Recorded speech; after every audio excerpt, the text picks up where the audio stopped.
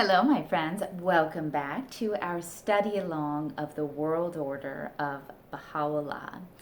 I am going to read a whole subsection from the letter The Unfoldment of World Civilization, written in 1936.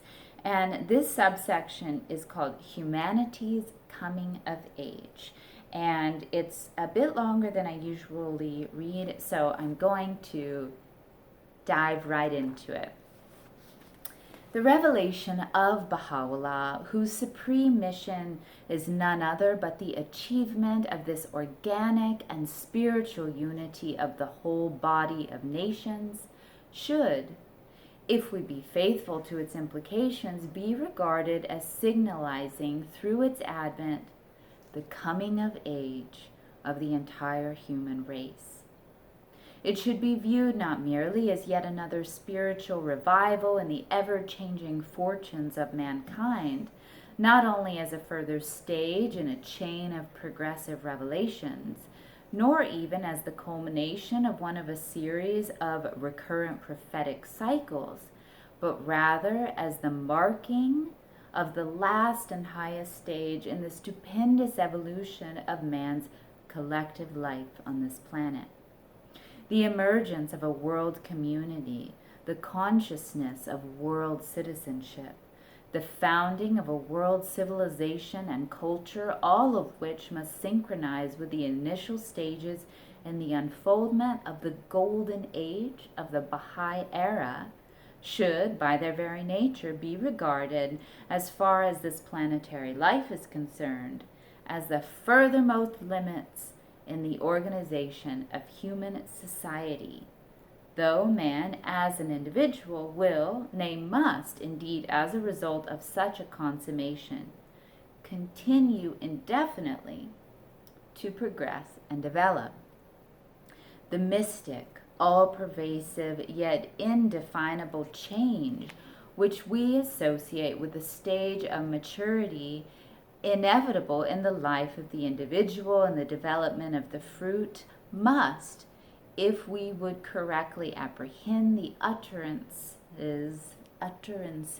of Baha'u'llah, have its counterpart in the evolution of the organization of human society. A similar stage must sooner or later be attained in the collective life of mankind, producing an ever more striking phenomenon in world relations and endowing the whole human race with such potentialities of well-being as shall provide throughout the succeeding ages the chief incentive required for the eventual fulfillment of its high destiny.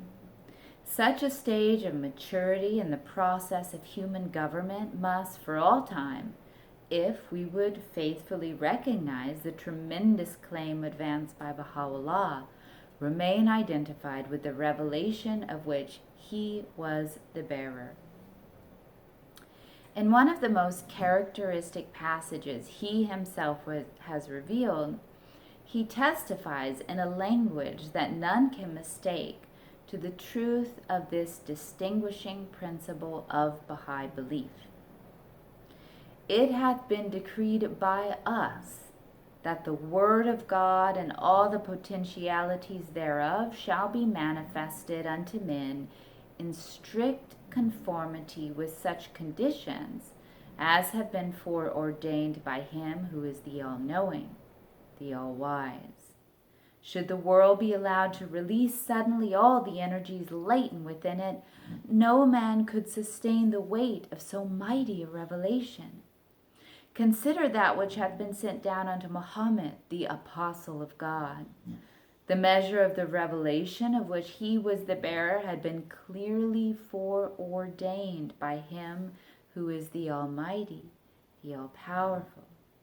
They that heard him, however, could apprehend his purpose only to the extent of their station and spiritual capacity. He in like manner uncovered the face of wisdom in proportion to their ability to sustain the burden of his message.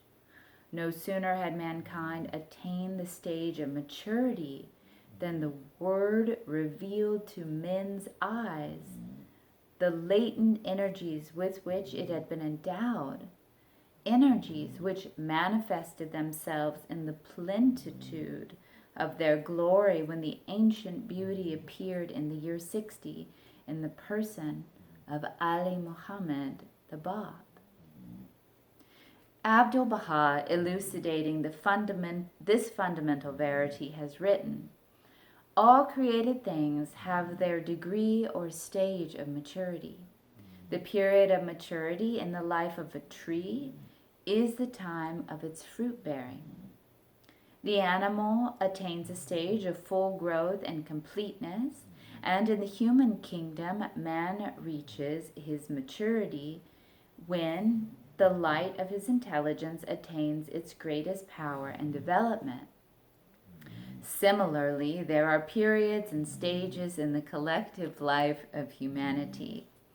At one time, it was passing through its stage of childhood, at another, its period of youth, but now it has entered its long-predicted phase of maturity, the evidences of which are everywhere apparent. That which was applicable to human needs during the early history of the race can neither meet nor satisfy the demands of this day, this period of newness and consummation. Humanity has emerged from its former state of limitation and preliminary training.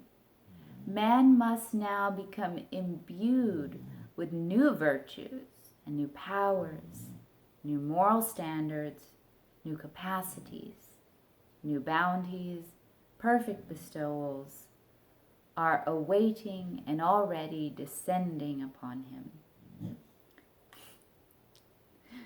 The gifts and blessings of the period of youth, although timely and sufficient during the adolescence of mankind, are now incapable of meeting the requirements of its maturity. All right, friends, that concludes what is technically paragraph 10 of the Unfoldment of World Civilization and is the section called Humanity's Coming of Age.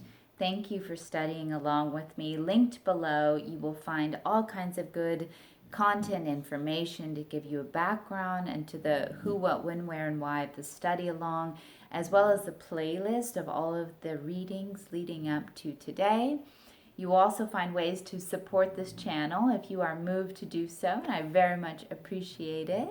And also, I invite you to like, comment, subscribe, all of those things that help boost engagement on this channel. And be sure to share this with anyone you think would enjoy the study along to supplement their own learning. All right, my friends, until next time, I wish you the best for playing your unique part in making this world a better place. I will catch you next time. Bye-bye.